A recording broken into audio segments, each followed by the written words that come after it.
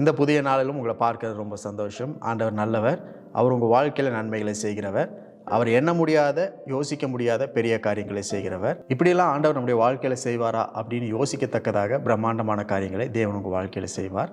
இன்றைக்கும் அப்படிப்பட்ட ஒரு நல்ல நாள். ஆண்டவருக்கு நன்றி சொல்லுங்கள். 2 கொரிந்தியர் 5ஆம் அதிகாரம் 21வது வசனத்தில் நம்ம இப்படி படிக்கிறோம். நாம் அவருக்குள் தேவனுடைய நீதியாகும்படிக்கு பாவமறியாத அவரை நமக்காக பாவமாக்கினார். பாவமறியாத இயேசுவை நமக்காக பாவமாக்கினார் தேவன். ஒரு பெரிய பரிமாற்றத்தை நமக்காக செய்திருக்கிறார் கடவுள். God has given us a great exchange. தேவனை போல நம்மை மாற்றுவதற்கு இயேசு கிறிஸ்து என்ற கடவுளை தேவன் நம்மை போல மாற்றினார். பாவமே என்னன்னு அறியாத ஒருவரை இந்த மனுக்குலத்தின் எல்லா பாவத்தையும் சுமக்க அவர் இயேசுவை ஏற்படுத்தினார். அப்போ ஒரு காரியத்தை இன்னைக்கு நம்ம புரிஞ்சு கொள்ளணும். என்னன்னா, இயேசு கிறிஸ்து நம்ம இன்னைக்கு சந்திக்கிற எல்லா பிரச்சனைகளையும், பலவீனத்தையும், பாடுகளையும் அவர் சுமந்து கொண்டார்.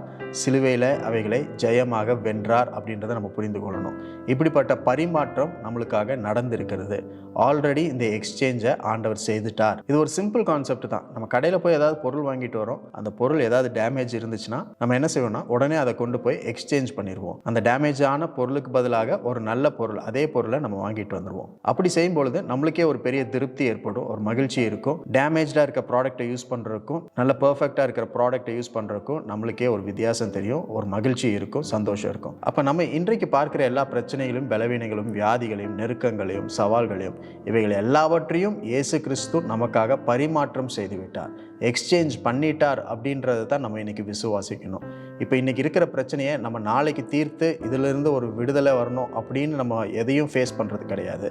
எல்லாவற்றையும் அவர் நமக்காக ஜெயித்து விடுதலையை கொடுத்து அதற்கப்புறம் தான் இந்த ப்ராப்ளமே என்னன்றதை நம்ம ஃபேஸ் பண்ண வச்சிருக்கிறார். அப்போ நீங்களும் நானும் சந்திக்கிற எல்லா பிரச்சனைகளும் ஏற்கனவே ஜெயிக்கப்பட்ட பிரச்சனைகளாக இருக்கிறது. ஏற்கனவே இவைகளுக்கெல்லாம் ஜெயத்தை ஆண்டவர் பெற்று கொடுத்திருக்கிறார்.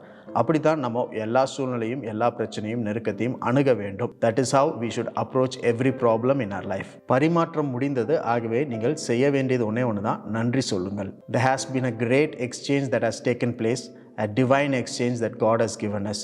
இன்றைக்கு நீங்களும் நானும் வாழ்ந்து கொண்டிருப்பது நம்முடைய சாதாரண வாழ்க்கையில் வாழல, ஒரு அசாதாரண, இயற்கைக்கு அப்பாற்பட்ட சூப்பர் நேச்சுரல் லைஃப் தான் நம்ம வாழ்ந்துட்டு இருக்கிறோம். ஆகவே நம்ம சந்திக்கிற எல்லா சவால்களையும் இயேசு கிறிஸ்து வென்று இருக்கிறார் என்ற அந்த வெற்றியின் எண்ணத்தோடு, வெற்றியின் மனப்பான்மையோடு வாழ வேண்டும் அப்படின்னு தான் ஆண்டவர் விரும்புகிறார். பாவம் அறியாத இயேசுவை அவர் பாவமாக்கினார். நன்மை நீதி என்ன அப்படின்றதை அறியாமல் இருந்த நம்மை அவர் நன்மையாக மாற்றியிருக்கிறார், கிருபையாக மாற்றியிருக்கிறார். நம்ம இன்றைக்கும் ஜீவனுள்ள சாட்சியாக வைத்திருக்கிறார். இன்றைக்கும் ஒரு நல்ல நாள். ஏன்னா, கடவுளுக்கு இருக்கிற எல்லா நன்மைகளையும், ஆசீர்வாதங்களையும் அவர் உங்களுக்கு பரிமாற்றமாய் கொடுத்திருக்கிறார் என்பதை தெரிந்து கொண்ட நாளாக இருக்கிறது. ஸோ இந்த நாள் முழுவதும், இந்த நாள் முதற்கொண்டு ஒவ்வொரு நாளும் கர்த்தர் உங்களுக்காக கொடுத்திருக்கிற அந்த பெரிய பரிமாற்றத்தை நினைத்து நன்றி சொல்லுங்கள். இன்றைக்கும் எதெல்லாம் நீங்கள் சந்திக்கிறீங்களோ, பிரச்சனைகளாக இருந்தாலும், பலவீனங்களாக இருந்தாலும், அவைகள் எல்லாவற்றையும் உங்களுக்காக தேவன் மேற்கொண்டுட்டார் அப்படின்றத எண்ணி நன்றி சொல்லுங்கள். விரைவாகவே அந்த நன்மை என்ன, வெற்றி என்ன அப்படின்றத நீங்கள் பார்க்க போகிறீங்க. இன்றைக்கும் அப்படிப்பட்ட ஒரு நல்ல நாள். அதற்காக ஆண்டவருக்கு நன்றி செலுத்துங்க.